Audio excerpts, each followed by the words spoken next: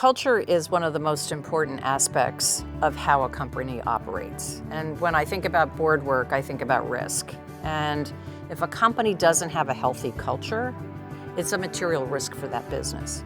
So one of the things that we try to do in the boardroom is to have enough exposure to the executive leaders of the company, to the programs of how they communicate with employees, how they are transparent in their governance, not just in the financial area, but in how they run the business, in their promotional opportunities for their employees, and how they communicate with each other.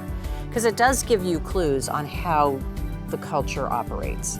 And if you get an inkling that it's not right, that management is saying one thing and doing something else, it's really important that you bring it up and you get it course corrected quickly. I believe that boards that have greater diversity really do impact the culture in a different way because they see things from different perspectives and they see it from a diverse point of view. And culture is about inclusiveness, and it's about diverse points of view and thoughts and ideas to make the best decisions for companies.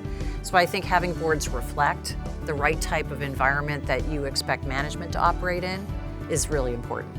I think you have to go deep and develop a relationship with people in the organization. And one of the ways that I do that is with mentoring. I find that if I can talk to people who are young or middle management that needs some mentoring and guidance, I find a lot out about the company. I think other things that board members can do is make sure they have a very transparent relationship with the executive team so they really can feel what is going on in the company and try to absorb that. I think also for visiting the sites, it's very important that board members keep in touch with the reality of the company. Oversight of corporate culture is about tone from the top and tone at the top, and more diverse boards may actually be better at it, but basically it's about each single individual's integrity. So if you're talking about understanding how companies' cultures are, and if you have a good or bad culture, it has become imperative for board members. Because from the culture, we can really drive the behaviors of people in companies.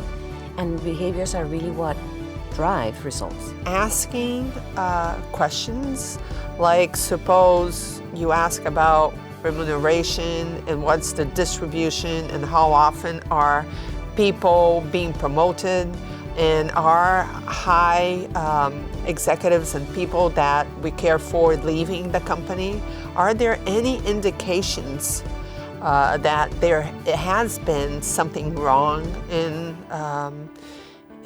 our company that has induced movement of people around that are unexpected? So that's usually shows or points to issues that we are not seeing anyway.